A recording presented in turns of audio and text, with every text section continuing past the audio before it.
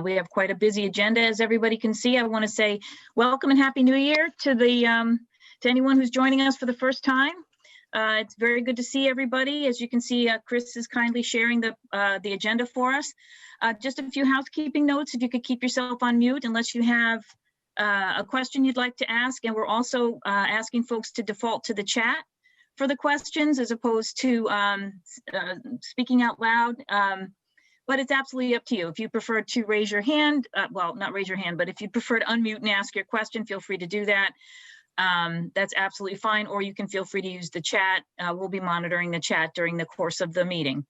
So again, thank you very much for attending, for taking time out of your Tuesday morning. And let's get started with our first agenda item, which is the COVID-19 district update pages. And we'll go to Devin Orozco. All right, good morning. So I just wanted to let you know about some of the changes that we've made to how we notify when there are positive cases of COVID-19 in the district. So as you have hopefully noticed, we have moved from a letter system where we were sending a letter to everyone in the district to a website that we're using, and then to keep track of all of the district cases. And then each individual school is notified just when they have positive cases in their school community. So I'm going to try to share my screen and hopefully this works. There we go. So from the main website, you can get to the COVID-19 dashboard, and hopefully you can see that now. So here's the COVID-19 dashboard that we've created. Yeah, we can see it. Perfect. At the top, we are listing which schools were notified of positive cases. And that way you know which schools had any positive cases. The individual messages to schools do indicate if there were multiple cases that were reported that day. And then we have data that we're tracking so that you can see it publicly. How many cases we have total per school in the district, how many cases are active, and the definition of active that we're using is within the last 14 days, because those are the statistics that we use when we talk to the health department about what our current situation looks like. And then we have the cases by month, which you can see, obviously we've seen an increase in November and December, and January is off to a start. And then at the bottom, we do still have all of the other letters that were sent out about individual cases. Those are still linked from the website. There are some resources for you to see. If there's a school closure, we'll put that formal letter in the school closure section. And then Chris and I work together to make sure that we update anything that has changed. So things like our high risk protocols, when we moved into orange, we put that on the site. The state made some changes December 22nd, right before we left for break. Giving me some good reading over break about what was going to change. So you've seen a little bit of those changes now about the travel quarantine has changed, and the criteria to return when someone has symptoms has also changed. And then any other updates that we've done, some presentations, those are all linked here. So this is kind of your COVID dashboard for anything that you might need to know. And then, like I said, each school does receive those individual notifications whenever there are positives in the district. These are all updated each afternoon. So we'll send those school messenger reports. I update the specific data sheets for the charts below. And then the banner at the top are updated each afternoon during the week. And then usually we'll do a Sunday report for anything that came in over the weekend. Our school messenger emails have been shortened. We're not sending that whole letter out anymore because we felt like we sent it so many times that hopefully everybody got the gist that if you're experiencing symptoms, who you should call. And that also, we are doing our due diligence when it comes to contact tracing and when it comes to cleaning the building. So even though it doesn't specifically say in those messages that contact tracing has been complete and that the building has been disinfected and sanitized, know that it is still happening on a daily basis. We're doing all of those things. And that once those reports are sent out, once you get that message about a positive notification, we've already done our contact tracing, and anybody who's considered a close contact has been contacted by a school nurse or a building administrator. So I think those are the big updates that we've made to the site itself. and how we're doing our notifications. Oh, thank you, Devin. And just a real quick note. So the individual messages from the principals discussing their individual schools will not be coming to the school communities anymore? So they are still going to individual communities. So where it says at the top, like yesterday, we reported to North, South, Thompson, Thorne, Harmony, Lincroft, Navesink, and Nut Swamp. So each of those schools should have received a message through School Messenger that said how many cases were reported at those individual schools. They're just not getting the full letter anymore with all the details.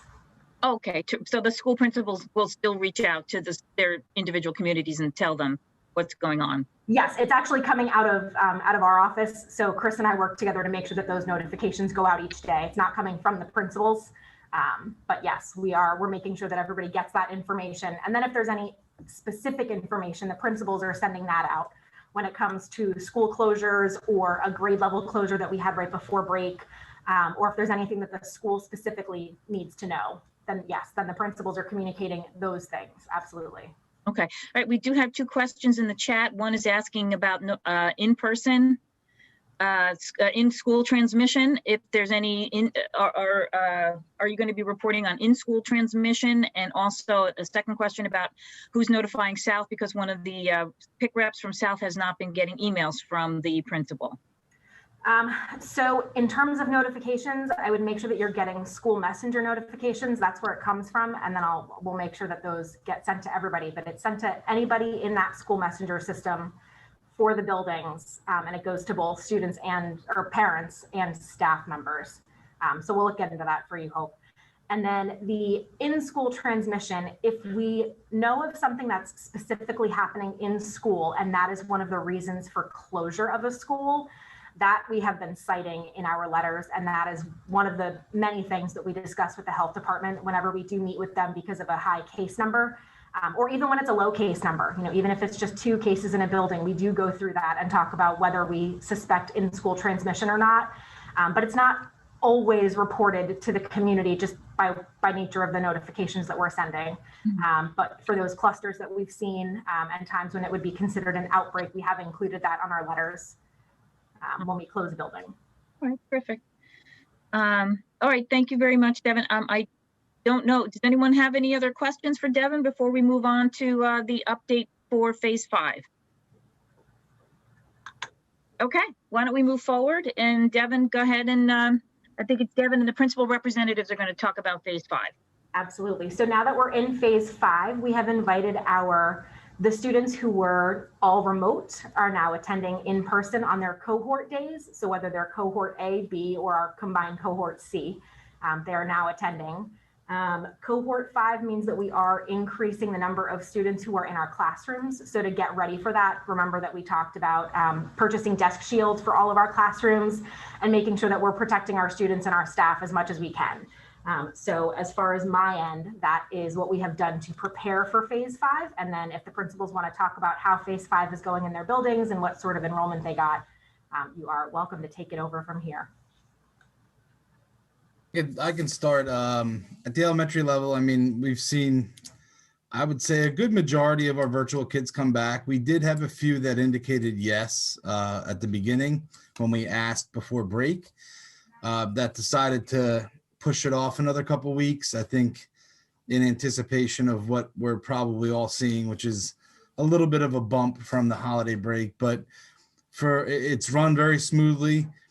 Each parent or family that was virtual either had some form of like one-to-one communication, whether it was with the principal or a secretary or someone to ask them if they were going to come back.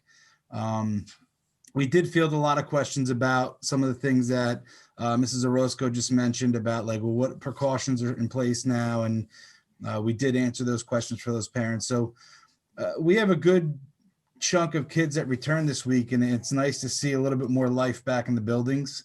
And we'll continue to monitor it and keep it safe, and hopefully we can move into one of our next aspects of our plan shortly. So it's been going smooth. And I think that our plan is to just, I think our next phase, and Devin, you can correct me if I'm wrong, or Mel, It'd really be to start mixing cohorts, but that's next. So we're looking forward to that, but it's going smoothly right now.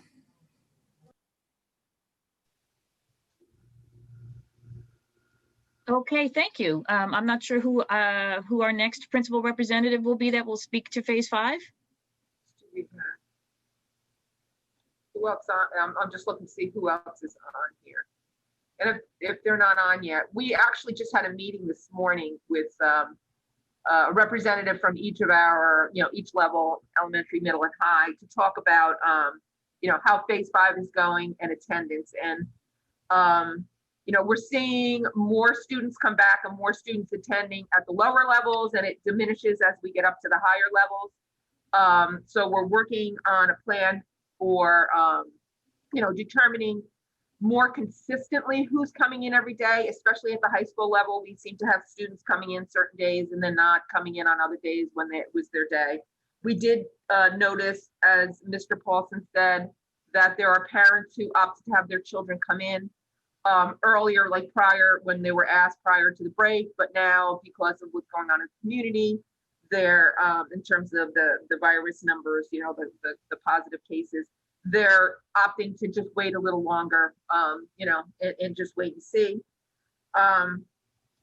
So we're working on a plan just to be able to have a better idea day to day who's in the building, or who's supposed to be, who's in the building, but who we anticipate to be in the building. So, for teachers to be able to plan to know who, will be in front of them each day. And also in terms of staffing, in the buildings, buildings with fewer students, we will need less staff, and we may be able to divert them to the lower levels where, because we still are having, staffing concerns every day, staffing our building due to, staff members who are ill with COVID or quarantined from COVID is still causing it's still causing an issue with us in staffing. I'm sure some of you have seen, your teachers are teaching remotely, and there's a sub in the classroom because that teacher has been quarantined. So for those reasons, we're going to come up with a plan to, and we'll, we have to finalize it, but just to make it more consistent day to day, there'll be re-entry points probably every 2 weeks where, parents can opt to have their children opt back in that are virtual. So, we'll go over that with the community as soon as we get that all straightened out, because we were expecting the levels at the high schools to go up after the holiday break, and they really haven't. Parents are keeping their children home for various reasons. So, we do have the virtual option. So we'll work with that also. Thank you, Mrs. Walker. Also, Danielle Walsh has asked, there's been some controversy over whether or not Wednesdays are optional days. Wednesdays, you know what, that actually came up in our meeting at one school, and Wednesdays are not optional. They weren't optional. I mean, obviously anybody can go virtual, if they determine to go virtual, but it wouldn't be, you can't just take Wednesdays off. If you're a student that's, opted to be in the cohort in-person model, you're supposed to go on your days. The first week, remember, of school for students, we did have the virtual Wednesday. And at that point, we're saying, why, this doesn't make sense. Why don't we have kids come in on Wednesday? And so that's why we created the alternate 2-day, 3-day, a week schedule for students, so that in a 2-week period, they got an extra day of in-person instruction. So that is not optional. That is a day students are supposed to be in class if it is their cohort that's scheduled for that Wednesday. Okay, thank you. And I'm not sure if I think maybe we do have principal representatives who might have joined us just recently. I don't know if I see anybody.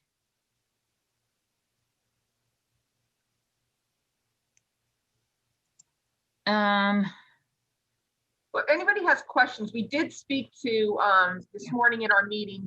We did have a representative from North, and then we also had a Thompson. We had Mr. Curry was on. So, if anybody has questions, we may be able to answer them based on our discussion this morning with those administrators.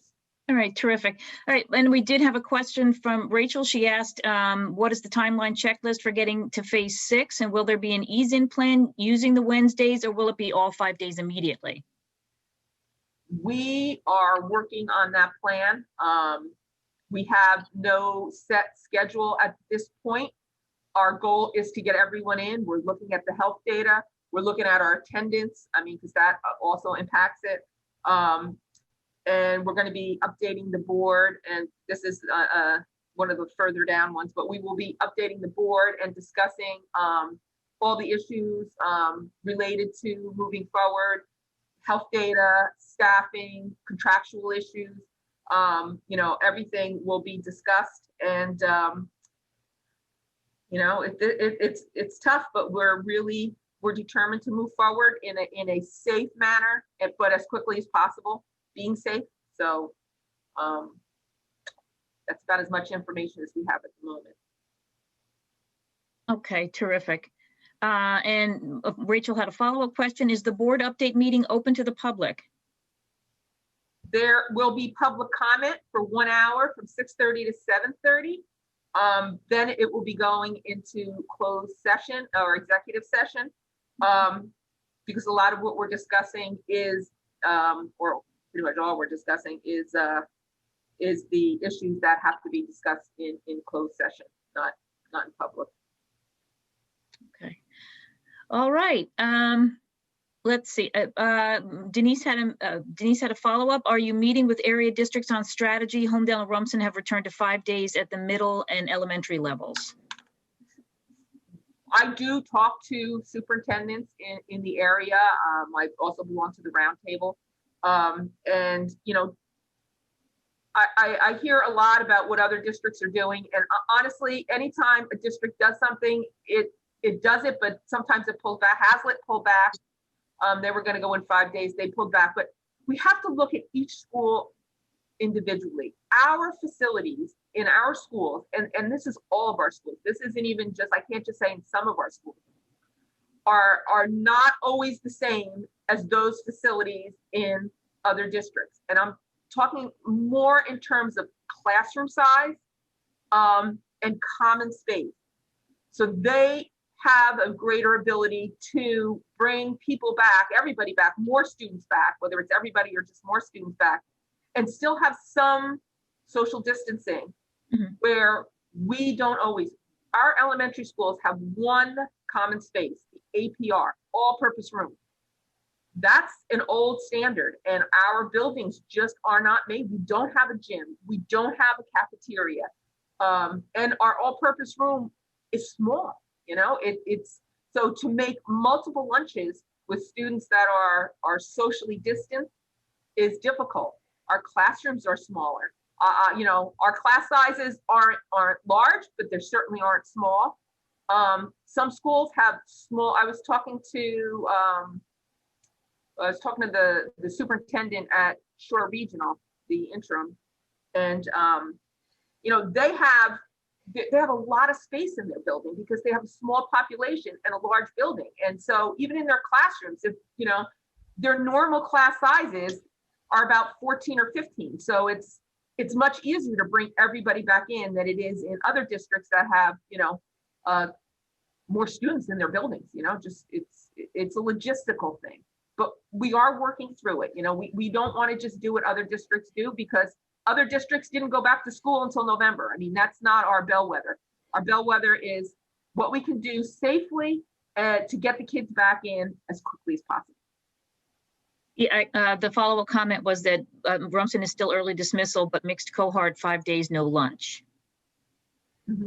Yeah, I haven't been, I know I have been to some of their schools. I've been to Indian Hill School, and that's a much newer facility with bigger class sizes, you know, classroom sizes. I don't know what their class sizes are. I know some schools are in 100%, you know, 5 days a week, but they have 40 or 50% of their students virtual that have elected to be virtual. So yes, are they in 5 days a week for everyone that wants to be there, but not everyone is there. So like I said, we can't compare ourselves to other districts unless we know all of the facts, you know, and the reasons, and the logistics. Okay. Okay. Thank you very much, Mrs. Walker, for that explanation. I really appreciate it. Again, we'll move on to the next agenda item, but if any of the principals join us late and would like to give an update on their particular school, could they please go ahead and either raise their hand or send a chat over, and we'll go back to this agenda item. But for now, let's move on to new initiatives to increase student safety with Mr. Ranella. So good morning, everyone. Hope everyone had a great holiday. Welcome back. But some of the information has already been shared as far as what we're doing, as far as mitigating circumstances or practices to keep our kids safe. Like Ms. Orozco had said, we had purchased desk partitions for the students to be put in place as we continue to increase the number of students that are coming into the classrooms to participate in in-person learning. Also, Mr. Kirkpatrick meets with the nurses on a monthly basis, and together they have created some professional development that our principals will be sharing with their staff members during the January meeting to kind of reinforce the importance of social distancing and how to best implement that in the classroom, again, as we invite more students back in. And also the importance of seating charts. We continually reinforce the importance of having seating charts and with our teachers. So we know, where students are seated and located if we need to do contact tracing and making sure that we're maximizing social distancing to the best extent possible. I'm just gonna jump down into, I think I have the next agenda item there as well. The new school emergency closings strategy. So, we implemented this once already, and maybe that will be the only time this winter. The way it's looking, it seems like the chance of snow is very low, but who knows? It's early January. With the ability to go remote, that's what we used on that one occasion in December. We had a forecast where it looked like there was going to be some bad weather. We made the decision early and allowed everyone to be prepared to participate in remote learning. That did count as a school day, a school session day for us. So as you know, we don't have any snow days on the calendar. So as of right now, our last day is June 18th. So we will continue to use that model of pivoting to remote learning for everybody. However, it's important for everyone to realize that when we do make those decisions, we continue to monitor the weather and also the websites of the local power companies, because if for instance, that the one day that we did use it, they were calling for high winds. So Mrs. Walker, myself, Ms. Pincus, we were all on the computers at about 3:30, 4 o'clock on the websites monitoring power outages. Because if there is a chance where power outages will occur, obviously remote learning won't be able to be implemented, and then we would have to close school for the day. And it's also important to realize that not only are we looking at Middletown when we're checking those websites, but we're also looking at areas where we know we have high concentrations of teachers that would be teaching remotely. Because if there's an area where we know that there's a large number of teachers and that area is without power, they obviously would not be able to supply online learning at that point. So those are some of the things that we look at. We are going to continue to use that model for this year as far as emergency closings are concerned. Like I said, the last day right now is June 18th. If we do have to close for a day, that would push us back to June 21st because the 18th is a Friday. So it would push us over the weekend and come back in on Monday for the 21st. So that's what we've been using, and we're going to continue to use for the rest of this school year. All right, thank you, Mr. Ranella. We do have a couple of questions that were asked previous. One is, what is the current percentage as of phase 5 of remote learners, and how much of that grouping is on the higher level? And again, this isn't just for you, Mr. Ranella, but this was a question left over from our last agenda item. That is something we're still monitoring. We have, because there are, as you know, we called every parent that was a remote learner prior to Monday to find out, are they coming back? Are they going to send their children back into school? And many of them that had said yes have now opted to wait. I'll wait till next week. I'll give it 2 weeks. I want to wait till the matrix says yellow now. You know, there's concern with having to be quarantined, and then people in their family having to be quarantined. These are the reasons that parents have given us, you know, to change their mind, which is, you know, absolutely understandable. So we're monitoring that. We're monitoring the attendance now for today and yesterday. And, you know, then we're going to have to monitor for cohort B, because cohort A is just half of who we have in. So by the end of the week, we should have a better idea of you know, what our numbers look like. I think off the top of my head, about half of the remote learners had requested to return, but we do know that not all of them have returned yet. Maybe they will be returning next week. They just kind of do a wait and see. Let's see how this is going. And like I said, we're going to be making some more changes so that there's more consistency of who comes every day. You know, making it so that, you know, if you're missing around three or four of your virtual days without, you know, without being sick, without being in quarantine, you know, just missing them, you will have to wait till the next entry point to come back into in-person, so that we don't have this, you know, flow of unknown quantities of students entering into each classroom every day. And like I said, it's mostly at the high school level, some at the middle school level, and much fewer at the elementary level. Hey, thank you. I think Rachel also wanted to ask a question about indoor sports. Rachel, did you just want to unmute and ask your question, or? Yeah, actually, I figured that would be easier. Thanks, Margie. Can you guys hear me? Yes. Okay. Yeah. So I know indoor sports is starting back up in the middle schools, at least. I'm assuming at the high schools as well. And in the fall, it was different because the sports were all outdoors. So it was kind of like very different in school and out of school experiences. But with sports coming into the school buildings, I'm just wondering what the protocol will be, what the rules will be. Do the kids have to wear masks while they play basketball, for example?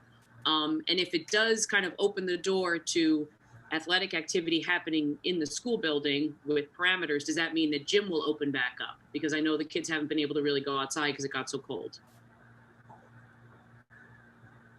Mr. Ranella, do you want to take that? Sure.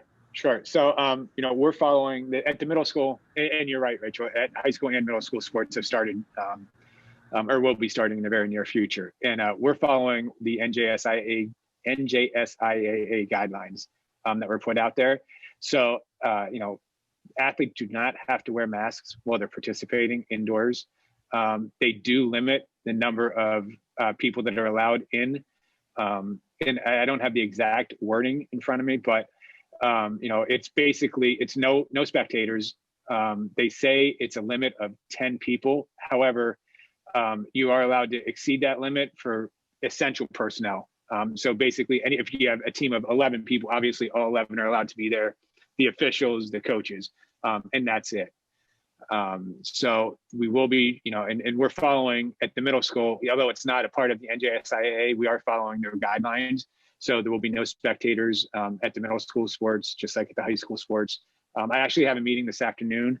It's myself, Mr. Carroll, and Mr. Rotolo. I just sent him an invite, and Mr. Suiak, and we're going to explore some possibilities of hopefully being able to stream middle school sports, because at the high schools, we do have the ability to stream them. We have cameras in the gyms.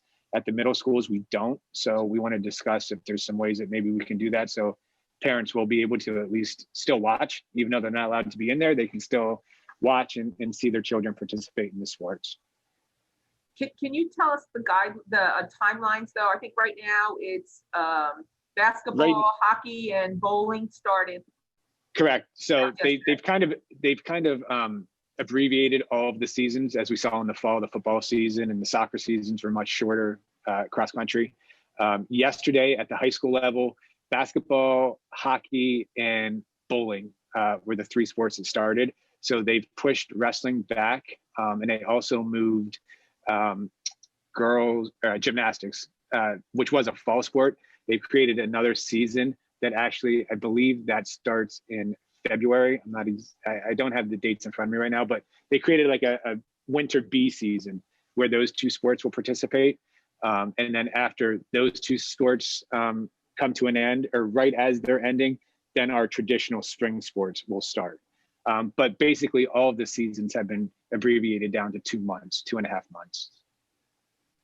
Thanks. Does it affect at all the gym plan for like during school physical education?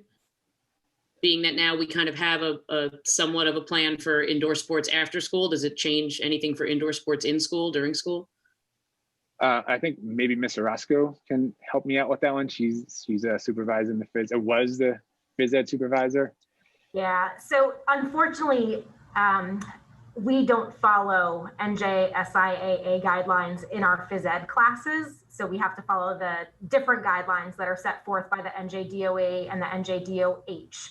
So we're still following those initial guidelines that were pushed out when we started, our whole reentry planning with the road back. And those guidelines are different, and they are stricter. And the best example that I can give is that as a parent, you're electing for your child to participate in sports. And so you're electing to follow different guidelines. And our students who are enrolled in physical education, keep in mind, that's a mandate that everyone participates in. So we do have to follow stricter guidelines for that. And the other big difference is that we have a much larger number of students and staff who are in those gymnasium facilities. And some of those are now cut in half because of other uses for those rooms. So there's a difference in spaces, and there's a difference in numbers of people who are in those areas. What I will say is that we started to roll out the use of equipment after a little while. So in September, we started our phys ed classes by having absolutely no phys ed equipment, and we have started to roll that out with proper disinfecting and sanitizing procedures that are being used by our teachers. So we are trying to loosen up some guidelines and let our students do a little bit more here and there. But unfortunately, we can't follow the exact same guidelines because they're different. Thank you. And I see a question in there. So there are still physical education classes happening at both the middle school and the high school level. So the teachers have had to adapt their instruction. They've had to do different sorts of activities, but they are still doing something in those classes. Yes, elementary students have been going outside both with their phys ed classes and at recess. But the middle school and the high school classes are doing, some different things. I'm not in that environment anymore, so I honestly couldn't tell you what the middle school and the high school teachers are doing. But I do know that they restructured some of their units, and they resequenced some of their units so that they could do things that they have always done. For example, they've always done dance units in our phys ed classes. So that's one of the things that they would do inside in phys ed, and that doesn't require any equipment, and that they can do without any sort of, physical contact and whatnot. I do see that Mr. Lawson is on, so maybe he can tell us a little bit better at the secondary level. Hi, yeah, I apologize for getting to the meeting late. So did you want an update about phase 5? Was that? No, we're up to phys ed. They just want to know what does it look like in the middle school? So truthfully, the phys ed, they've been able to really do a lot of the activities that they normally do because the attendance is so low because of the cohorts. So they've been able to socially distance and really, follow their units the way they've been doing. They've adapted them a little bit, but there really isn't a whole lot of difference as to what is going on in terms of activities. Okay, thank you. But again, it's, with the cohort model and with so many out still, virtually, they've been able to do it even inside the gym. Yeah, there was a follow-up question. Didn't Governor Murphy's original plan state that students should be getting outside as much as possible?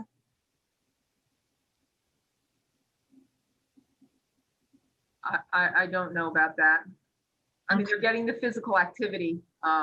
If we have, the gym for them to do it at the secondary level, whereas at the elementary, like Mrs. Orozco said, there are other activities going on there. They're being used as classrooms. They're being used as isolation rooms. They're being used for other reasons. Yeah. Okay. So we're doing the best we can with what we have is essentially the answer to that question. Yeah. There's a follow-up question for tryouts. Is there an indoor limit for number of students allowed inside at one time for tryouts? So again, that goes back to like the essential personnel that are allowed to be in the building at that time. Traditionally, I know that coaches always break up tryouts because it's just a lot of kids for a coach to be able to try to evaluate and see, what the performance level is. So I know even pre-COVID, they would have different sessions for tryouts, maybe half the alphabet for an hour and the second half for the second hour. But as far as a limit, again, it really goes back to that definition of what's considered essential for the tryout to happen. I hope that was a question and not. If the other question was, is there a limit to the number of kids that can try out? The answer is no. Everyone would have the opportunity to try out, just like they did previous to COVID. I hope that answers the question. Right. Thank you, Mr. Anella. And Mrs. Walker, did we want to give Mr. O'Lawson a chance to update us on phase 5 at his school, or? Sure. Okay. Yeah, Mr. O'Lawson, why don't you go ahead? Just let us know how, it is with the students from virtual learning coming in. Okay, so basically, I'm sure that the other 2 middle schools are probably similar, but last week we did have our guidance counselors reach out to every virtual learner, whether they were signed up back in August for virtual for the entire year, to offer them the opportunity to come back. And I can just give you the numbers. In 6th grade, and this is probably consistent with the other 2 middle schools, I would imagine. In 6th grade, we had 44 still out, and only 15 said yes, that they would like to come back and attend. In 7th grade, out of 60, we had only 8 come back. In 8th grade, out of 70, we had only 16 come back. So there were a total of 174 remote learners and they were all reached out. And so the total was actually only 39 out of 170 that opted to come back. So, my thought, and I kind of expressed this last week, was that would be the case, that, the parents who chose remote for the entire year, the numbers out there are not suggesting that they would probably want to come back at this time. And that's kind of what my feeling was. And that's pretty consistent with what actually happened. Okay. All right. Thank you very much, Mr. Lawson, for that update. All right. So why don't we move the curriculum update? For folks who are just joining us, the curriculum update is going to be a little on the extensive side. Unfortunately, if you can get to the most recent copy of the agenda, the one I printed out unfortunately doesn't have all the bullet points, but I know that we have a nice healthy update coming up from the directors. Good morning again. I'm here to show you about another website that I've been working on. Mr. Rotolo set up the framework, and my director colleagues have been working on it since sometime in the fall. I'm going to show you what that looks like. So again, you can link to that one right from our Middletown K-12 homepage. If you look right under curriculum and instruction, you'll see our MTPS course selection website. So we started with a physical book a number of years ago, and then last year we put the course selection guide up online as a PDF. So this year we've again made one more step of advancement, and we've made it into an actual website, so you can click around instead of having to flip through lots of pages. So I'm not going to show you all of the pieces and parts, but please know that there is a ton of information on here. Everything that would have been in our normal paper course selection guide is now on the website, and we are in high scheduling season right now at the high schools, and our 8th graders are choosing their classes for next year. So this is where we've pointed all of our students to start looking at what their options are for next year. So as parents, even in the younger grades, you're more than welcome to take a look at what we are offering to our students in both the middle school and the high schools. So there are lots of clickable links. There is some general about information in our high school information, our pathways and academies. If you attended our event in December, all of those links are still here. We have lots of information about the individual pathways and academies, and we have all the videos that were presented there. And the main section that I wanted to just kind of show you is the high school courses. So this is what students are going to look at when they're making their choices for next year. So now they can choose on any of those course links or the department links, and then see what the courses are that they might want to sign up for. So this is what they're going to use for information to decide what sorts of courses they want to offer. You'll see that some of our courses also have some interactive pieces to them. We got some media that was submitted to us by teachers, by students. So for example, here's some of our dance information, and that is all over this website and gives you a look at the sorts of courses that we offer. I believe Dr. Kerrigan is going to talk about the math sequence, but again, just to kind of highlight some of the things that we've done, you've got a video about course placement, you've got course information about specific things, there are criteria, there are prerequisites, there are descriptions, and then there we go. Each of our core areas has some sort of a flow chart that also shows what students would typically take, starting with their 9th grade year all the way through their senior year, and the different options that you could pursue for that. Again, there's lots of different things. I suggest that you take some time when you have a nice cup of coffee in front of you and see what we have put together. The other pieces on here, we have a lot of information about advanced placement, about dual enrollment, about our pathways and academies. And then I believe Mrs. Caruso is going to talk to you about world language at the middle school. So as an example, here is a part of our middle school course selection guide is also on the website. Thank you, Devin. Good morning, everybody. As you may recall, and I'm sure you do, this year we began offering American Sign Language at the high school level. American Sign Language 1, our first course in that, is being offered at both High School North and High School South. We did post for a teacher, an in-person teacher, to come into the school district, to hire in the school district to teach those courses at South and North, but we had great difficulty finding one. The requirements for teaching American Sign Language are much more stringent than just being a teacher of the deaf or knowing American Sign Language. So even though we thought we had a couple of people, it didn't work out. So rather than not offer the course, which we very much wanted to offer and there was much demand for, we contracted with Proximity Learning to teach the course virtually. So it is taught in the classroom through a screen. The teacher virtually comes in and live, as far as the screen, live real time, teaches the students American Sign Language. In the classroom with the students, we have a paraprofessional who is there for handling with some of the operational aspects of the course. So there were a couple of glitches in the beginning. It's the first time we've tried to do something like that, but we've worked them out and things are going a lot better. We have surveyed the students in the courses to see how they like it, and overwhelmingly positive results from the students in general.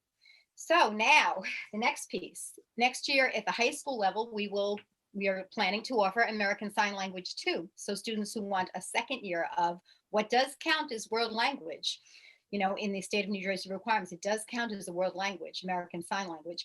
They will be able to take a second year. Most colleges do want 2 years of a world language going into college, even though the state of New Jersey only requires 1 year of world language to graduate from high school. Most colleges want 2. So we are looking to offer a second year. Again, we will post for a teacher, and starting early again, and hopefully we will be able to find a person to come in, but we still have the option of using Proximity Learning if necessary. At the same time, there has been a lot of requests for offering American Sign Language at the middle school level. So that is the page that I asked Devin to bring up on the website, because we will be offering American Sign Language at the middle school level for the first time next year to our 7th graders who opt to take it, or 8th graders who would opt to take it in place of French or Spanish. You can see the course sequence that shows what's being offered to each grade next year. In the middle schools, what we will not be offering is world cultures at the 7th grade level. The students who are currently in world cultures at the 7th grade level can take it at the 8th grade level next year. But in place of that course, we're putting American Sign Language 7 next year. So students in the 7th grade can take either American Sign Language, or they can take Spanish 7, or they can take French 7. Okay. Any questions about that? And again, we will look for a teacher, and hopefully we will find a person to teach that for us. And if not, we could, of course, contract with Proximity Learning and do that at the middle school level with a person in the room as well. Questions about that?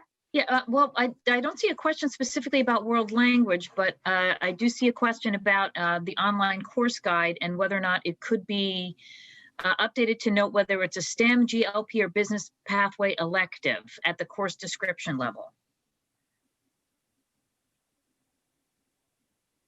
Devin, did you want to? Yeah, we could talk to Mr. Rotolo about creating some kind of icon. We wanted to roll out the online version, as soon as possible prior to course selection opening for students. So it is a work in progress still. As Mr. Roscoe pointed out, we still have some interactive pieces being added as they're being submitted. So that's something we could talk to Mr. Rotolo about. Okay, terrific. Okay, again, I'm sorry, I don't have the most recent agenda, so I'm not sure what the next bullet point is under this discussion. It's the spring 2021 New Jersey School Learning Standards Assessment Schedule. Okay. And that would be Ms. Krista. I think that part of the guide was updated. Now there is 7 bullet points under curriculum, and that John Kerrigan was going next, but I'd be happy to do that piece since I'm on already.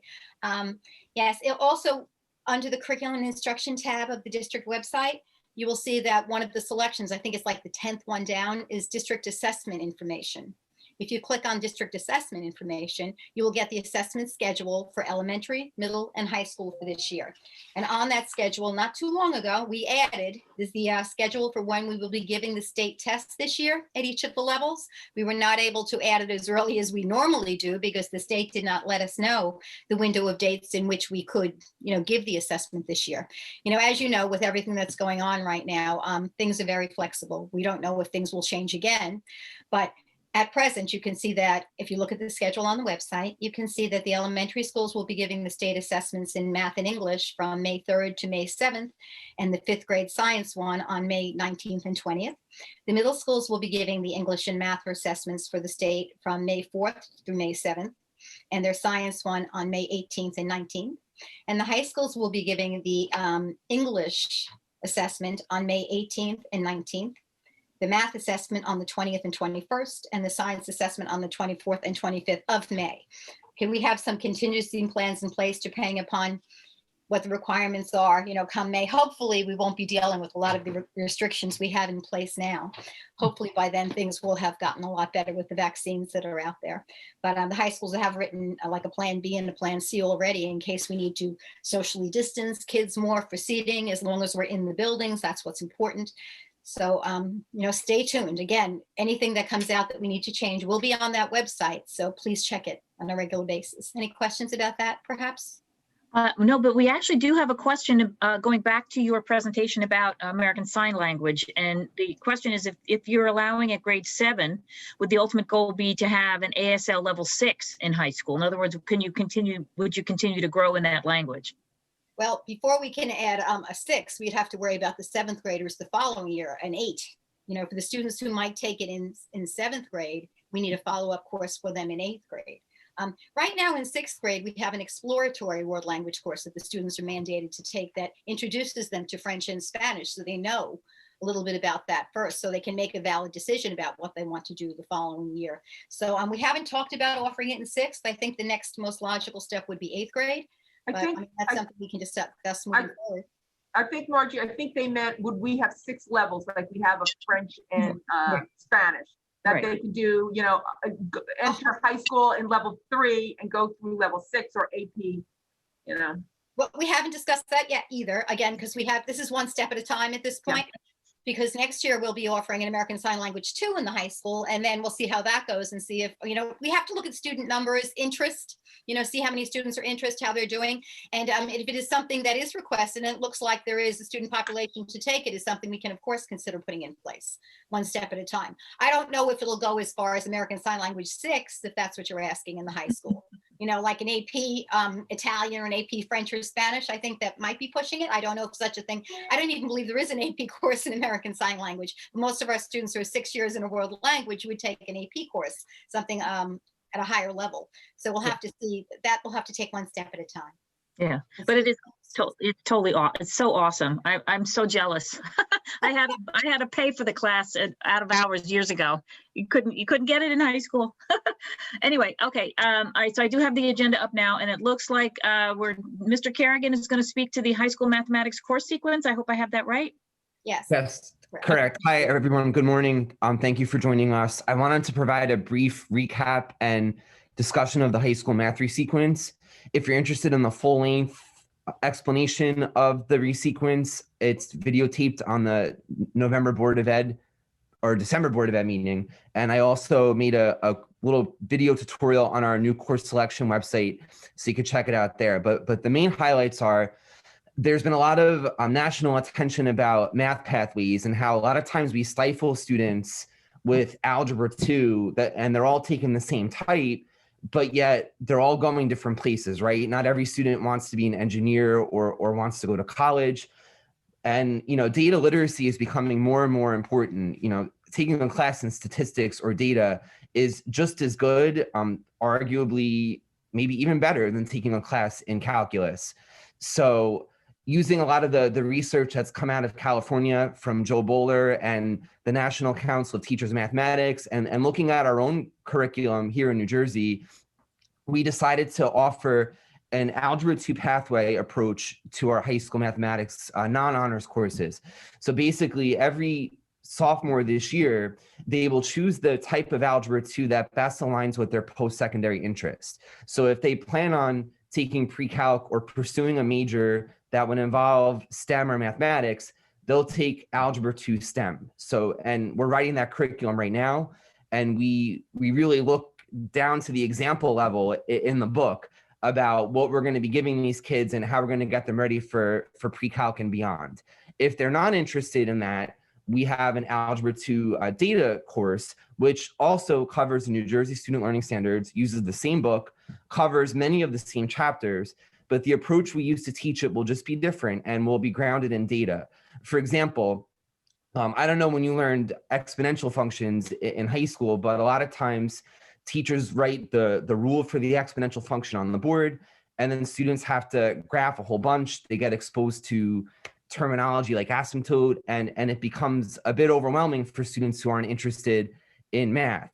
So with the data course, we're going to approach it a little bit differently. We'll give students a data set of maybe the world's fastest mile runs, and they have to look at the values and come up with some conclusions based on what they see. Like I'm not a runner, but I would assume the fastest mile is somewhere around 5 minutes or so, maybe a little bit less, but eventually it kind of tapers off and it approaches a value. So we're going to be exposing kids to more hands-on type mathematics where they're looking at data sets and generating predictions and ideas, and then go into the more formal, here's the formula, it works because of this reason that you discovered type approach. The good news is also, as we've been writing these curricula, we've been looking at SAT samples. So every single section that we will go over, we have a corresponding set of released SAT questions. So I believe that regardless of which version the students pick, they will be situated to take an SAT exam in their junior year. The SAT also has a very strong data analysis component. So I think we're hitting, we're checking all the boxes with this approach in Algebra 2. With the Algebra 2 pathway approach also comes a resequencing of Algebra 1 and geometry. I explained the standards alignment and all of that in the video, but basically for the non-honor students, we are moving Algebra 1 to 10th grade so that there's no more gap where students go into Algebra 2 on shaky footing or forgetting a lot of what they learned in 9th grade. Now it'll be back to back, 11 and 12, 2 heavy years of algebra. The SAT has a lot of algebra. They've diminished geometry down to less than 10%. The graduation assessments, even though we haven't seen them yet, the meetings I'm attending at the state level suggest that it'll be a very heavy algebra test. So I'd like to move those two courses together to provide a very coherent experience for students that also is nearby when they're taking these important high school exit assessments and college assessments. So all incoming 9th grade students will go to some level of geometry. We will be maintaining their algebra skills in pre-algebra through a very focused approach that we're working on this year. For the honor students, we are keeping Algebra 1 honors in the 8th grade. We had a couple of reasons for that. If students choose to go to an academy high school, they do need Algebra 1 in order to apply. In the middle school, students also get 300 minutes of math per week, whereas in the high school, it's anywhere from 160 to 240. So we wanted them to really have that extra time for Algebra 1, again, because of how important Algebra 1 is for their career in mathematics, for all of the standardized testing. It really wouldn't make much sense to move geometry for them as well, because then they would get extra time in a course that isn't going to impact their later studies as much. So we left that there. And the advantage of that was they'll still go to honors geometry in 9th grade, but then in 10th grade, they'll have additional offerings. They could take Algebra 2 honors and stay on track to take AP Calc AB or AP Statistics, whichever they choose. But now we also have a pathway to allow students to take Algebra 2 pre-calc honors in one block. So right now in the honors track, students, if they want to double up and take higher levels of math, they have to take 2 separate courses simultaneously. So that makes them lose out on elective opportunities.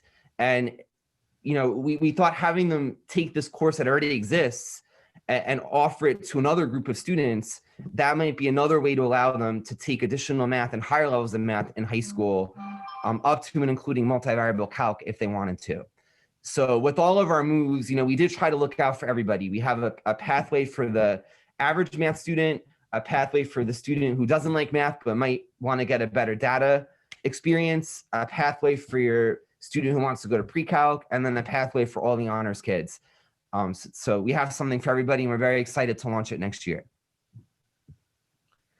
To answer Mrs. Walsh's question, for the regular track, yeah, so when I say pathway, I basically mean when they make that choice in their junior year, that sort of guides where they will go senior year. So if they choose to take the Algebra 2 STEM course, that really guides them to pre-calc in their senior year. If they choose the data course, that would guide them more toward a probability and statistics or AP Stat or even advanced algebra with financial applications course. It's more of like a sequence, if you will. Okay. All right. Thank you, Mr. Kerrigan. Thank you.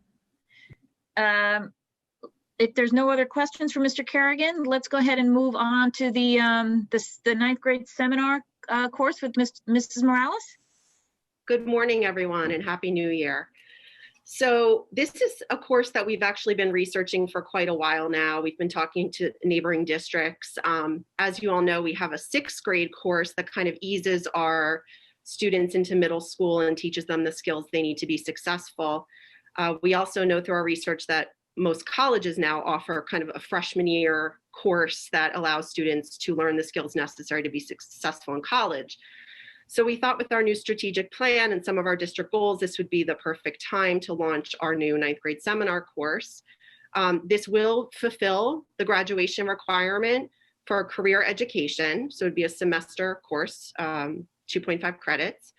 And this course, what's great about this course is it's being written by a committee of teachers, both special ed and regular education teachers and counselors. We have a 9th grade counselor, we have our SAC from one of our high schools, and we have our new equity and inclusion specialist working together to create really a comprehensive course that touches upon not only academic success, but personal success. So allows students to explore some things that they might be interested in for the remainder of their time in high school. It introduces them to the many opportunities and resources we have available at the high school level, which I think a lot of kids don't realize they have until, you know, maybe even junior or senior year.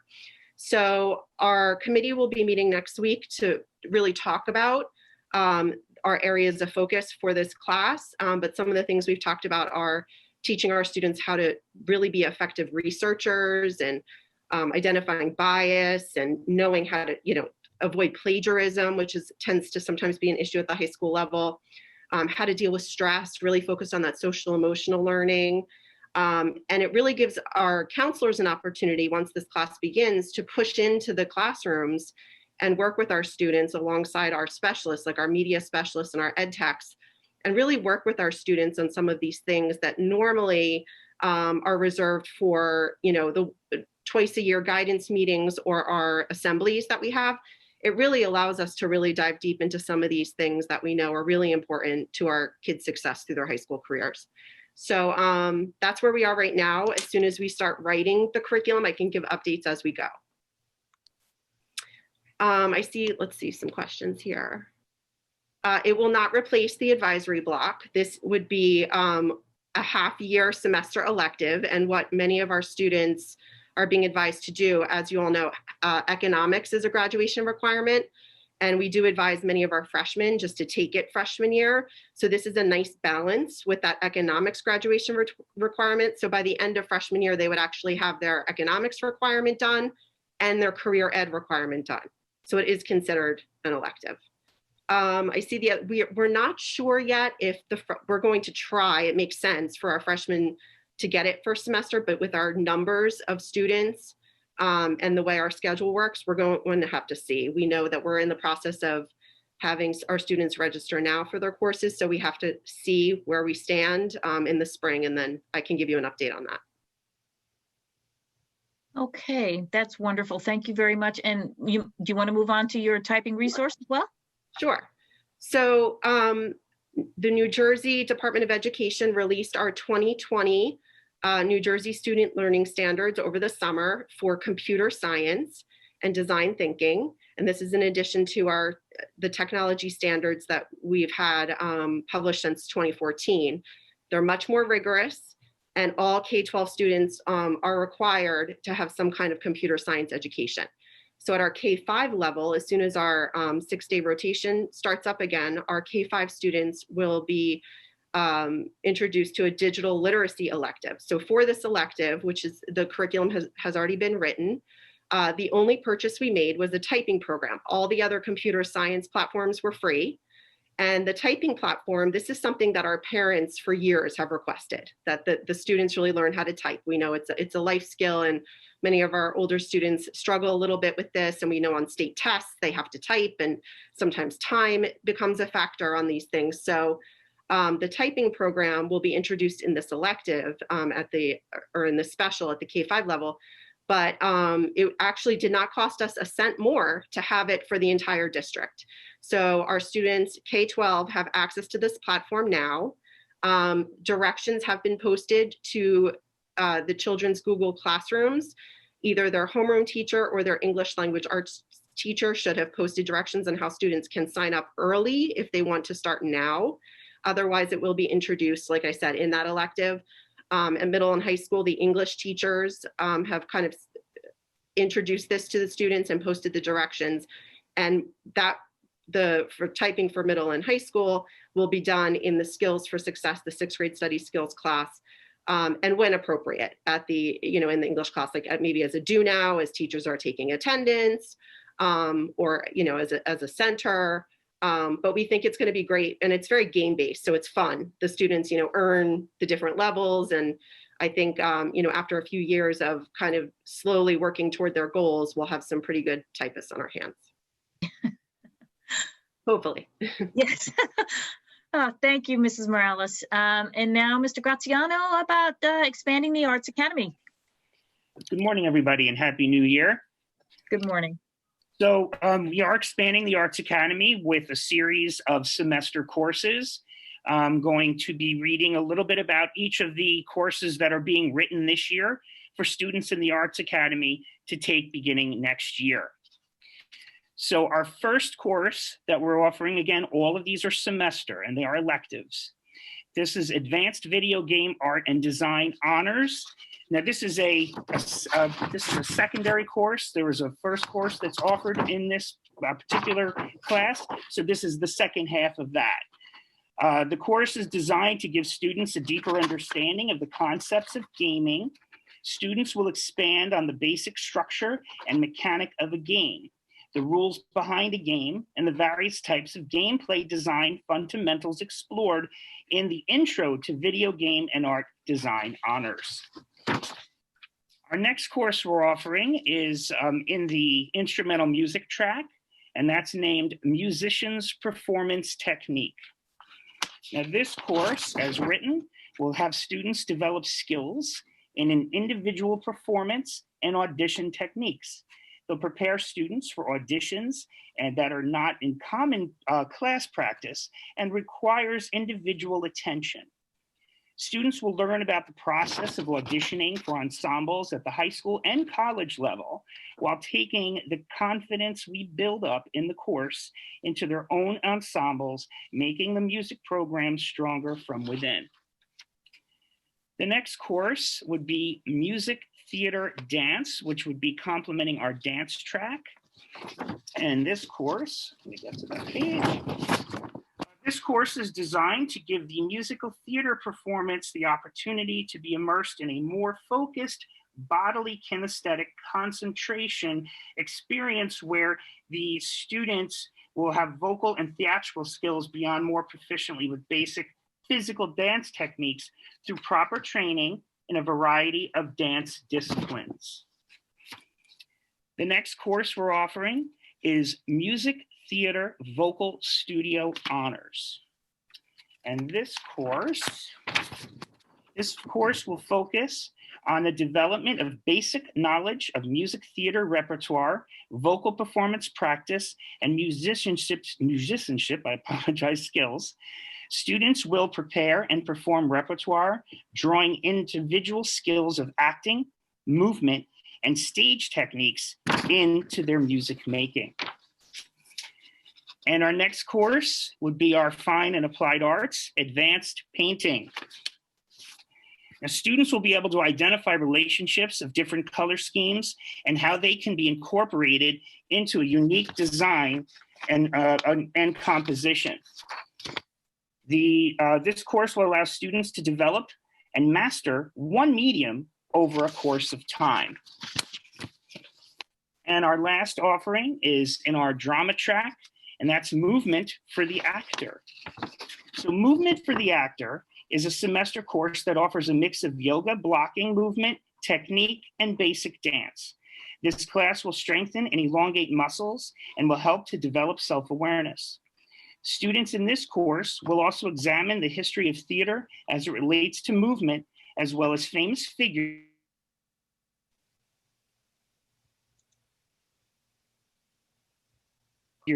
and roles. And that written this year to advance the semester offerings in our Arts Academy for the district. Any questions? Yeah, I think there is one in the chat asking, it all sounds amazing to be offered at the high school level. Are all the new Arts Academy classes available only at North and only for Arts Academy enrolled students, or are they for all students? If they're only offered at North, any discussion about South students possibly being able to attend these virtually if appropriate? Yes, right now they're, again, being offered North for the Arts Academy students. But I'm sure that's something we can investigate as we grow the academy as we move forward. All right, terrific. And I think that answers Denise's question because she asked about a South student take the courses off. Can a South student take the courses offered only at North, and if so, how? Okay, again, at this time, we're just offering them for the Arts Academy, but again, it's something we could discuss to investigate moving forward. Okay. And she had a comment about game design is in the STEM pathway listing. I'm not exactly sure. I don't know, Denise, did you want to clarify that comment? I'm not sure. Yeah, sorry. I noticed that the game design classes are in the STEM pathway as electives, but you indicated that this is for the Arts Academy only. So that's why I was wondering if South STEM students could take those classes that are STEM electives.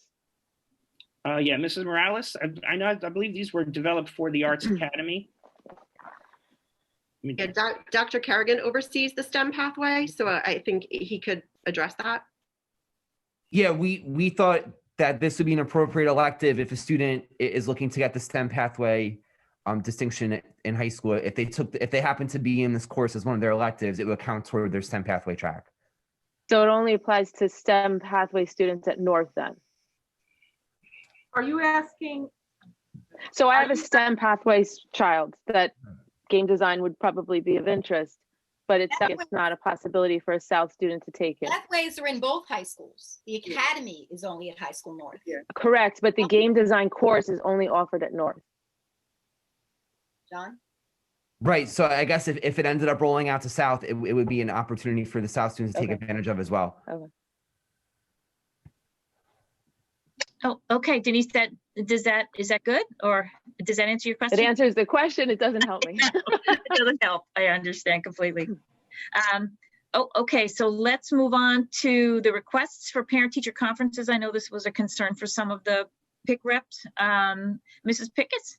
Good morning, everyone. I see a lot of returning members who have been here with us each month, but I also see some new names. So that's great that we're having representation from schools so that you can take this information back and share it with your community or school community. So we really do welcome a lot of the new faces and names that we see today. And I just want to, while I have everyone and the directors are still here, I just want to say that I'm really grateful for the work of our teacher leaders, the ones who have stepped up and who have volunteered to work on our curriculum committees since September, working towards rolling out all of these new programs, these new courses for next school year. It doesn't happen overnight. It takes many hours of after school preparation and planning to write the curriculum and identify the resources that will be aligned to these new programs and courses. And the leadership of the directors over the last couple months is really appreciated. A lot of school districts have kind of shuttered down and hunkered down when it comes to enhancing or increasing their course offerings. And in Middletown, we didn't take that step. We were sure to keep a main focus on our ultimate priority, which is educating our students and making sure that they are equipped to be successful in their college and careers and whatever their future endeavors are. So again, just really grateful for the work of our administrative team and our teachers who are working, again, a lot of hours after school in increasing these course offerings and enhancing our programs. And I also want to thank the parents who come to these PIC meetings every month or who attend our board meetings. You give us really good feedback and things to reflect, points to reflect.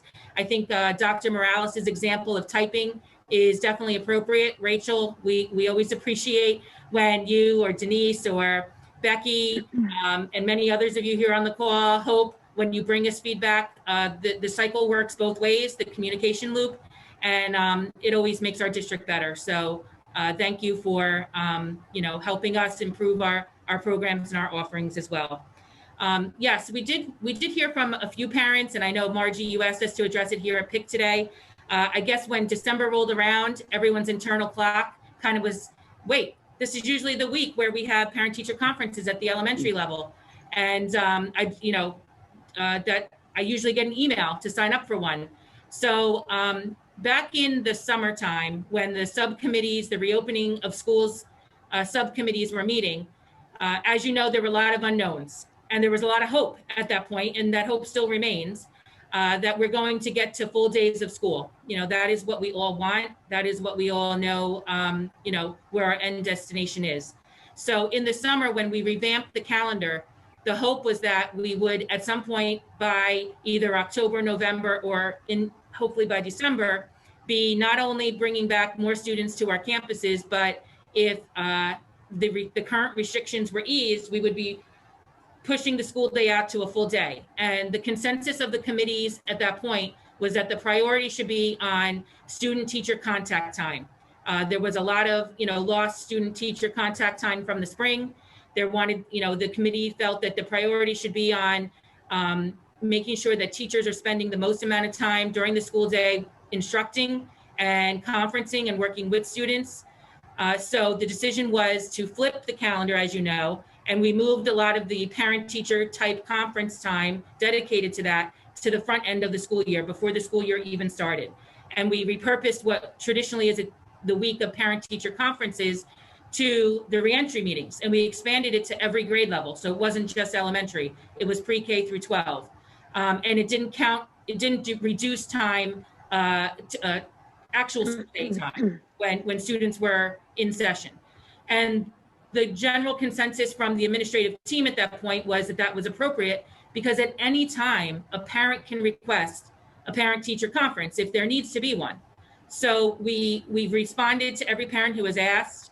We did, I think Mrs. Walker and I got 1 or 2 emails, and we had 1 or 2 parents call, and we reminded them that at any time a parent can request, and this has always been the case. I think we've talked about this at PIC in years past. If they feel a need to meet with their child's teacher to talk about their academic progress, areas where they need additional assistance, they can call the teacher. Teachers have the ability to schedule meetings virtually, so that they can see the parents at this point.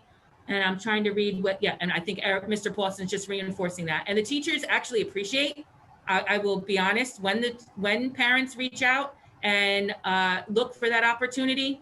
I know teachers, it also goes both ways. If a teacher or group of teachers feels that it is necessary to schedule a meeting with parents, the schools have been facilitating that as well and scheduling those meetings. There is time in the teacher's day at all levels for them to host and schedule these meetings. I know one parent was concerned that this would place an extra burden on teachers to have to schedule. It doesn't, because there is time in their day for community planning, peer meetings with their colleagues, and or conferences with parents. So just please go back and reinforce that message to your school community, to your constituents, and let them know that if they feel the need, please reach out to the school to arrange the meeting, and they should be rest assured that if the school feels there's a need to schedule a meeting, they will do the same. Okay, thank you very much, Mr. Peters. Are there any questions around parent-teacher conferences and the scheduling before we move on to the next item?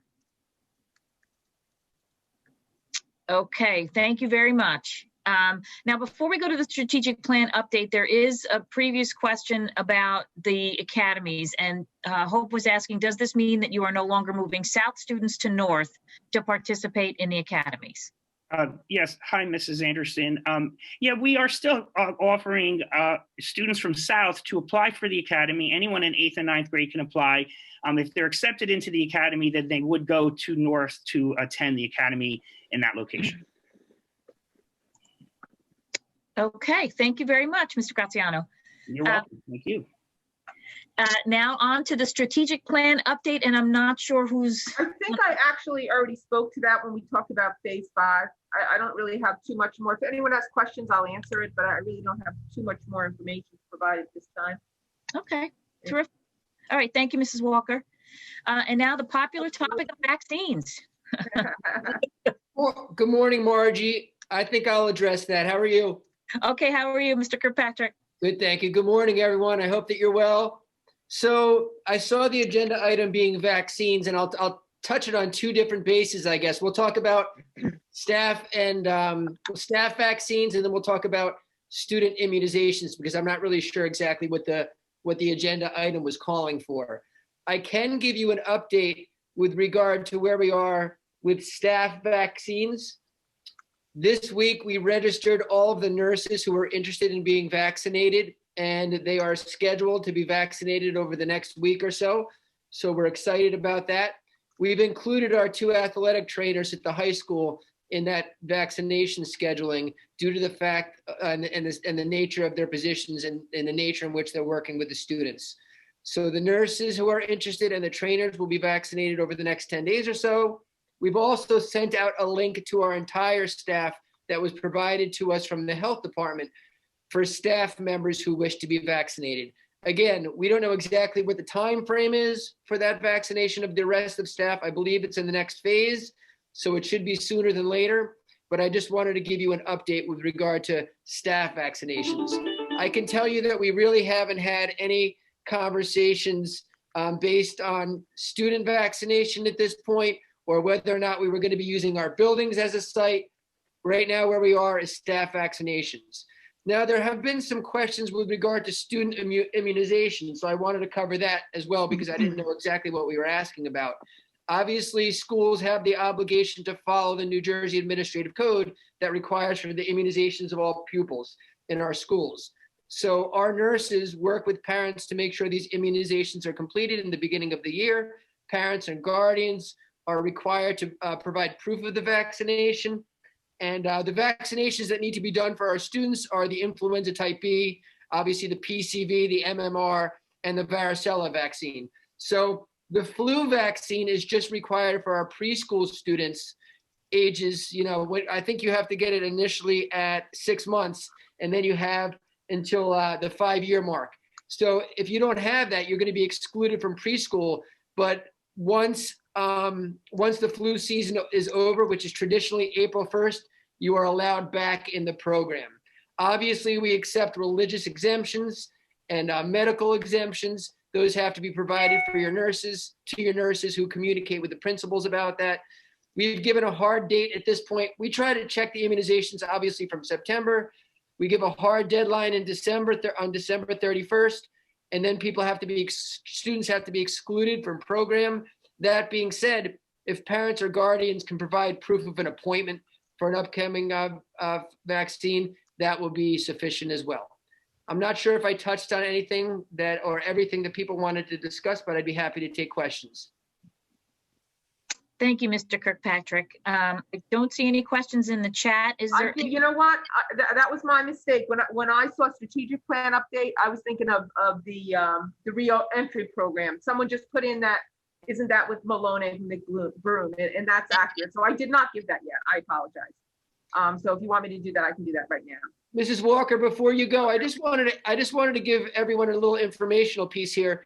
There's obviously an immunization policy that the district has. If you go on the website and you go under the Board of Education tab and you go down to regulations and policies, you can obviously search this policy, which is 5320 for immunizations.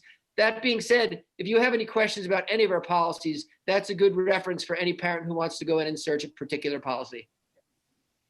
Thanks. Thank you, Mr. And Mrs. Walker, just before you go on to the next topic, I just wanted to circle back real quick. Mrs. Thompson, you were asking about the game design class, and I didn't have it in front of me, but while Mr. Kirkpatrick was talking, I pulled it up. So I just wanted to clarify, yes, in the course selection guide, some of the academy courses are listed, but it's noted that it's offered at High School North only. And that's because those courses are primarily reserved for high school arts academy students that are both South and North students who have applied and attend the academy. If there are any available seats after those students have registered, then there is sometimes opportunity for a few non-academy students to participate at North.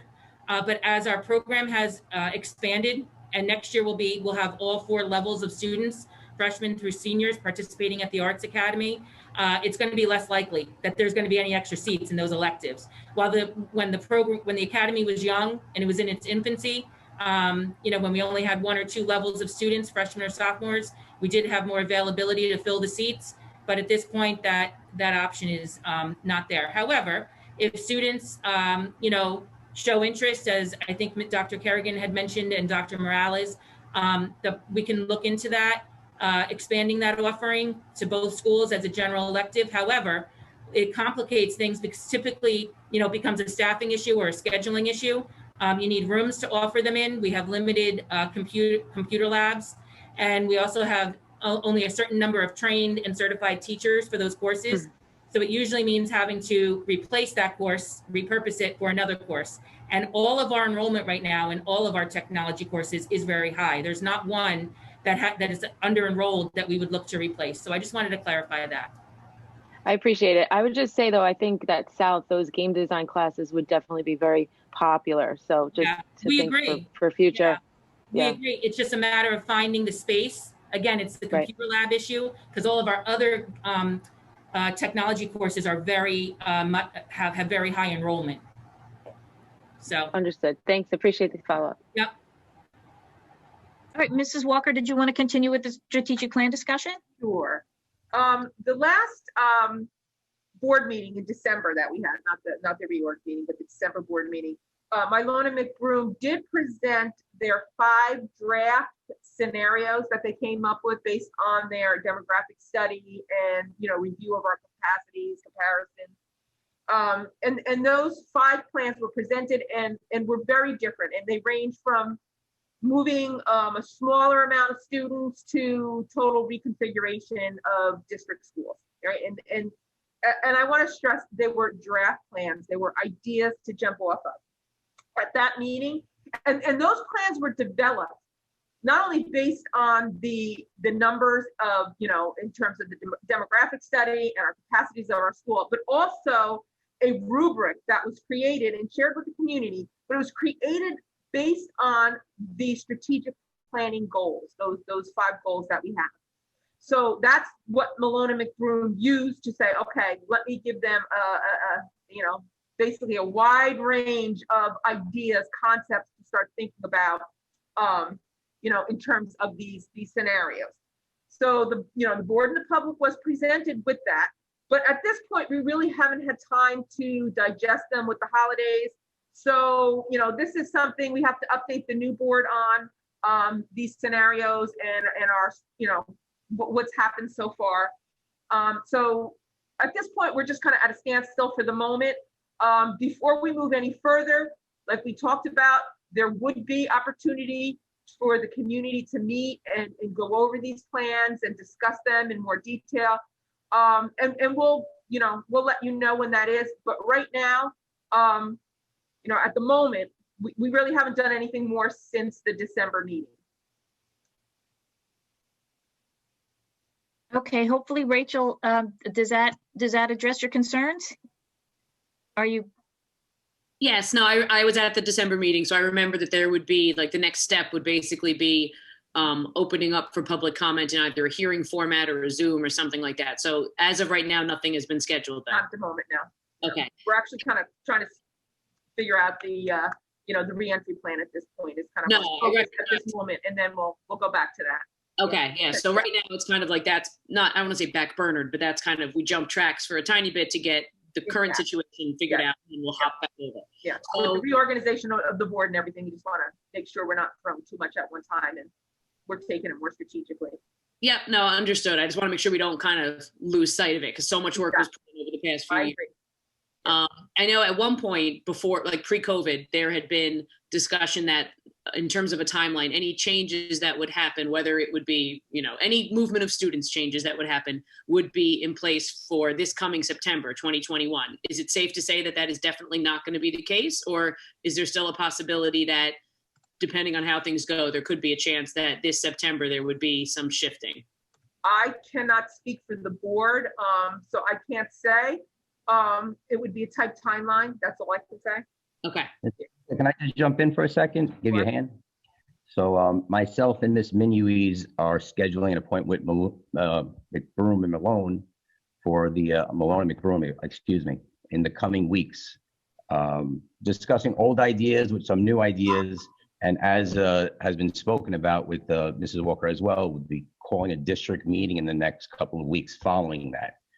That's probably nothing that we have set in stone right now, not understanding what's going on with the pandemic right now.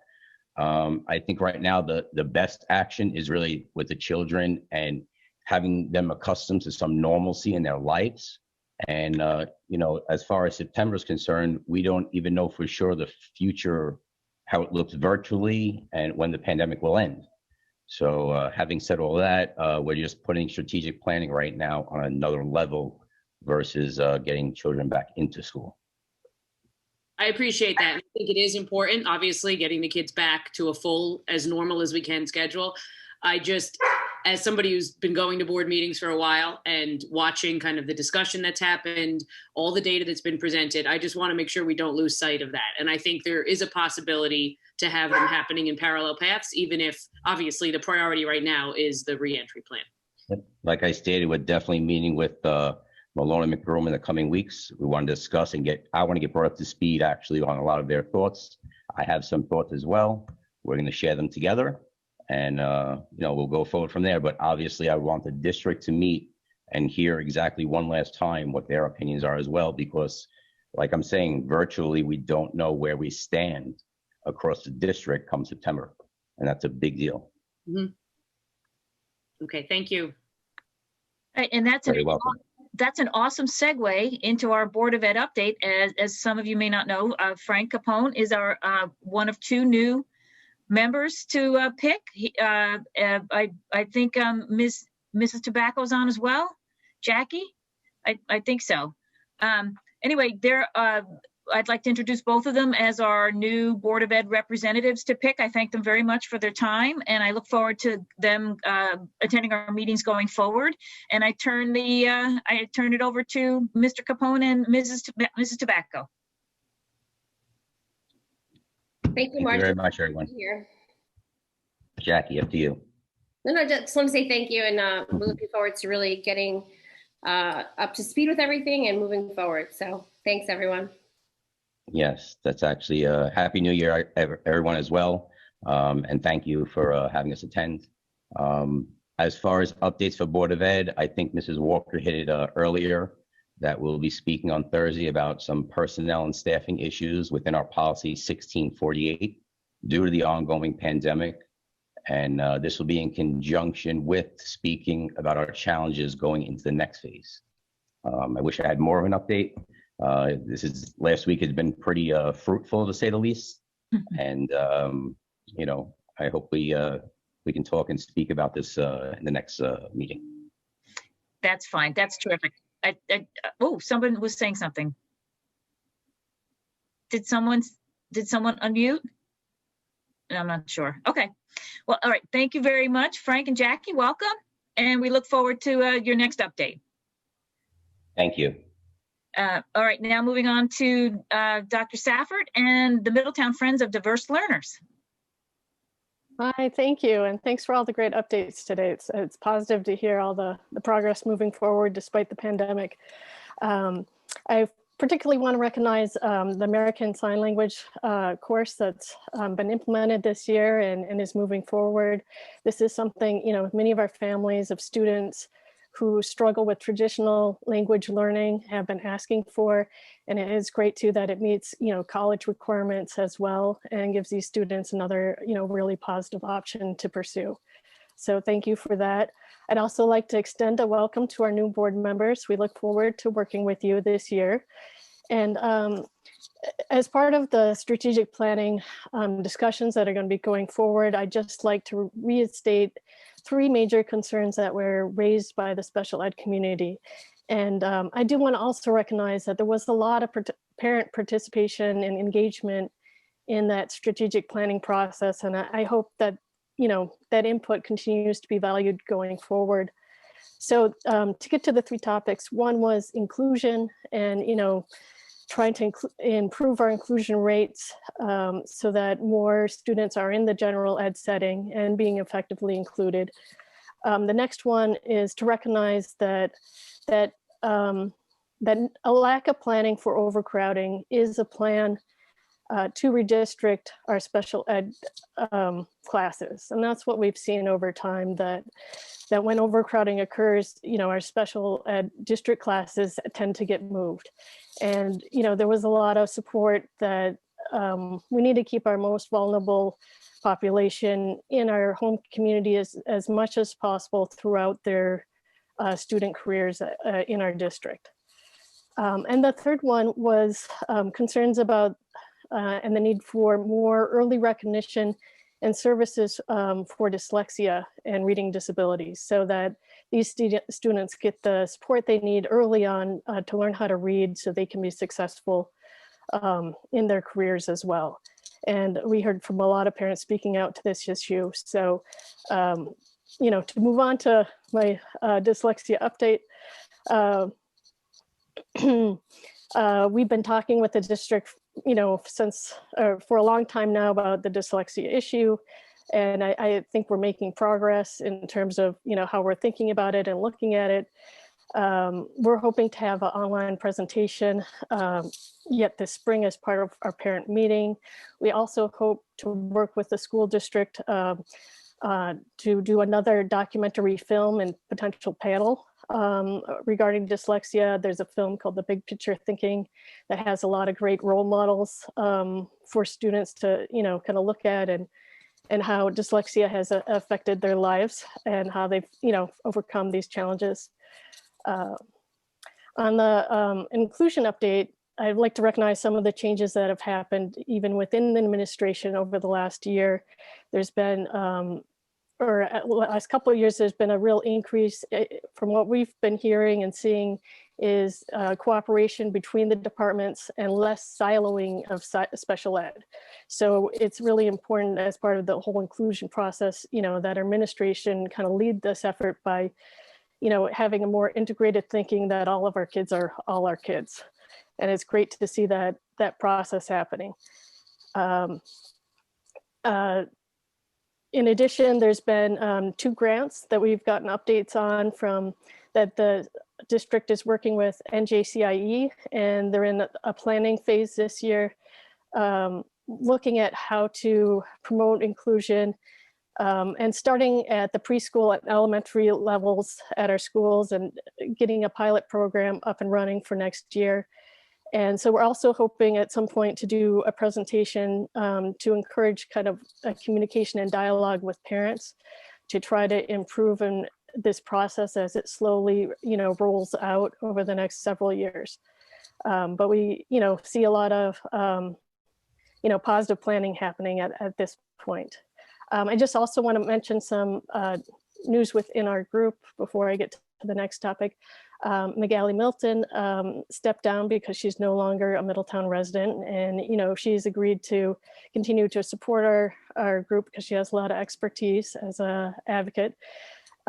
So we appreciate her continuing to be resourced, but recognizing she's moved on. And Michelle Ellis has, who is also a Lincroft PIC representative, is serving as our interim co-chair for right now.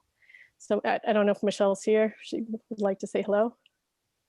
Okay, she might not have been able to make it because she's also busy starting a business in Red Bank, Great Harvest Bakery, which I'd like to mention because she's hiring people with disabilities and in her work there as well.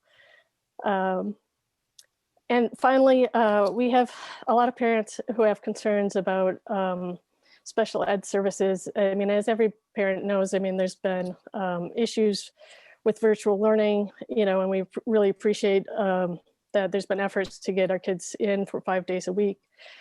But there's still concerns about, staffing issues when teachers are absent or other staffing have been absent, about the makeup of services that have been missed or reductions within services that occur on virtual days.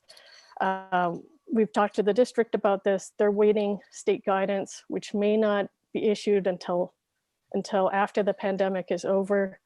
So we, encourage the district to keep pressuring the state, to provide more information so that we can get kind of some of these issues resolved as we go, and our kids don't get too far behind, because, some of our populations really struggle with virtual learning and are also not getting therapies outside of school, and regression is a major concern. So so that wraps up our issues for today.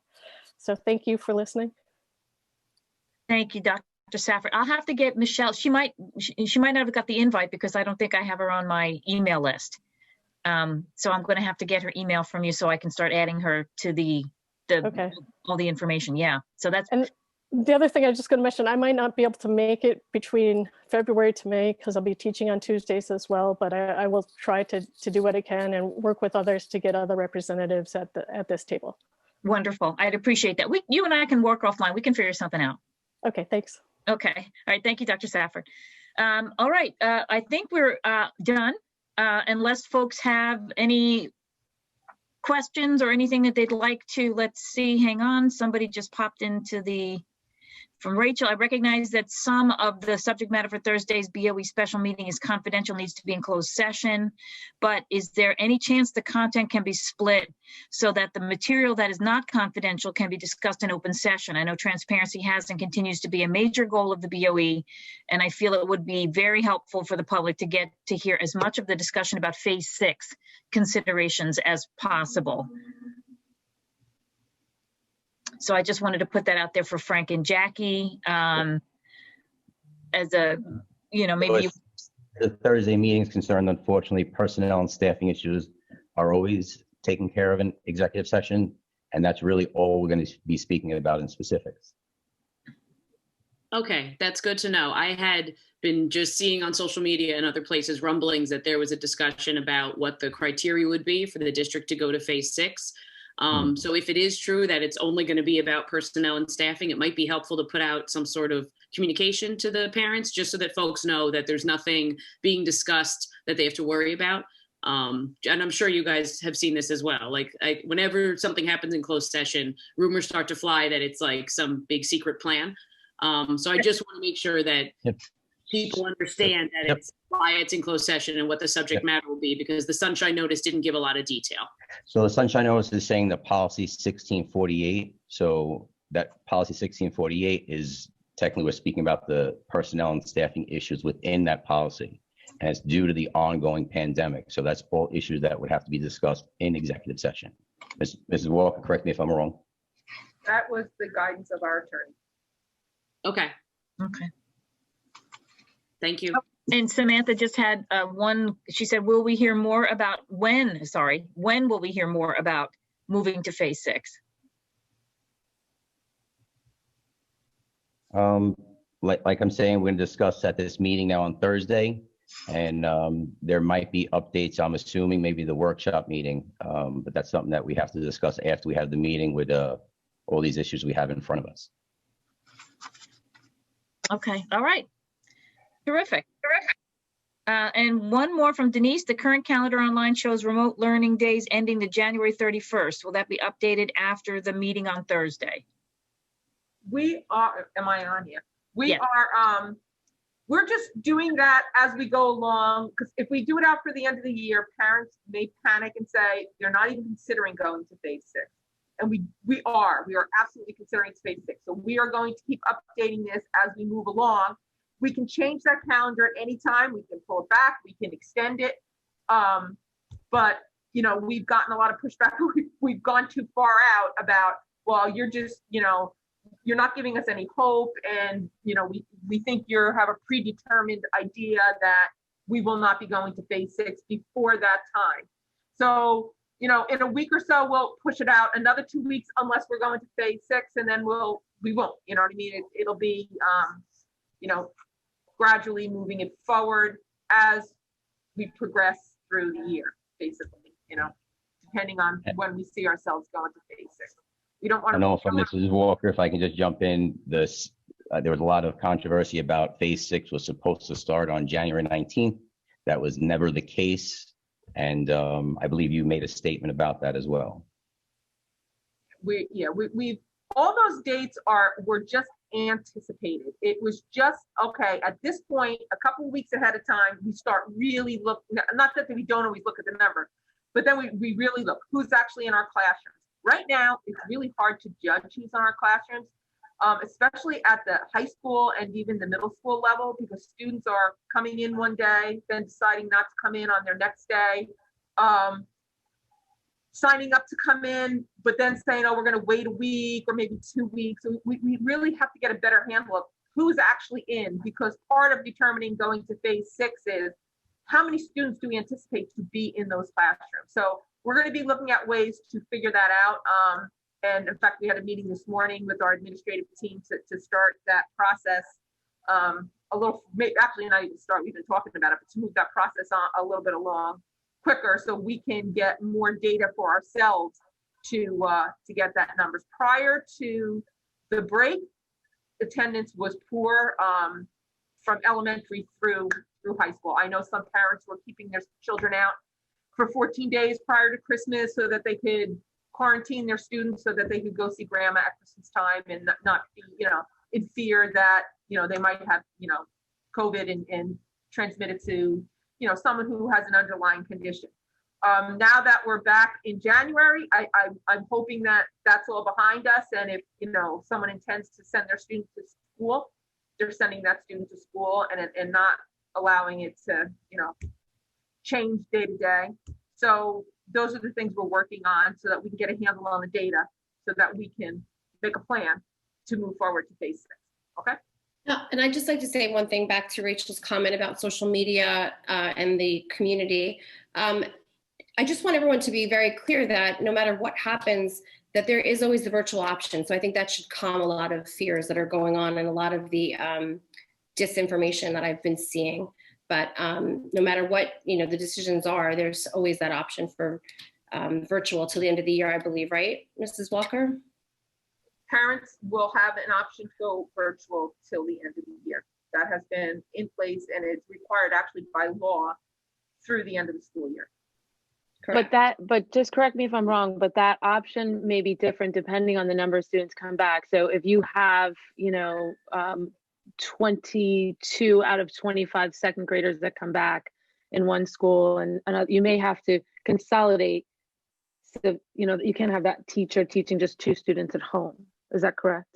That could become a scenario. Right now, where I don't, it's still in discussion. Right now, we would have to have pretty much extra staff. We would have to free up staff members to do that. And that's not something that we're looking to do at this point. Doesn't mean that we're not going to go in that direction. It's always an option. But if you have 22 students in a class, we can't free up a teacher to just teach a virtual class. And, that would require, a lot of extra teachers that we just don't have the budget for. Gotcha. One more question. I'm sorry. I just want to make sure I understand. The decision to move to phase 6 eventually, would that be something made at a board meeting? Is it a votable thing, or is it an administration decision? It is, if the policy were to be changed, that would have to be voted on by the board. If we're just adjusting dates, because all our dates are anticipated, making some adjustments to how we implement it, whether it's rolled in all at once, those do not need policy changes. But these would obviously be, this is a big decision, and it would be, it would be with board input, absolutely. But they may not have to vote on it. Okay. Okay. And the policy you're referring to is just like the reentry plan? The reentry plan is policy. It was voted on in August, I believe, at the end of August, as a policy. Is that the policy 1648, or are those? Yes, that's policy 1648. That is the reentry plan. So any changes to it would have to be board approved. Okay, so then the meeting on Thursday is to talk about the reentry plan, not just staffing and personnel? Well, staffing and personnel, bargaining agreements, they're all intricate in that discussion. It really, you can't have one with the other. Yeah, it's. Okay, and then this all correlates with the ongoing pandemic as well, Rachel, just to your point. And, it really is truly a personnel and staffing issue. To go to a next phase, if that's what the choice is, we need to know we have enough teachers and staff, obviously, and personnel. No, and that makes sense. I guess in terms of what the public will be able to see or hear in terms of the discussion, the next opportunity would be at the workshop meeting coming up? Yes. Okay. Thank you. Okay, everyone. I actually have to hop off for a meeting for work, and hopefully we can close out. If not, feel free to stay on if you need to stay on. Otherwise, I don't know if there are any other last questions before. Can I make one comment? Because I think I forgot to say this before when I talked about there would be an hour for the public to make comment at our meeting on Thursday. That's virtual. So all the links will be up on the website as usual, the Zoom links, and people can raise their questions and concerns. All right, terrific. And also, don't forget that the meeting notes for this meeting will be posted to the district site in the coming week. I look forward to seeing everybody in February.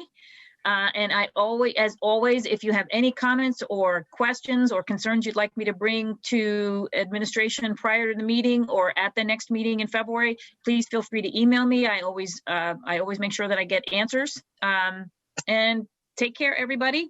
Thank you again for taking time out of your Tuesday. Thank you. Take care. Take care, everyone. Bye-bye.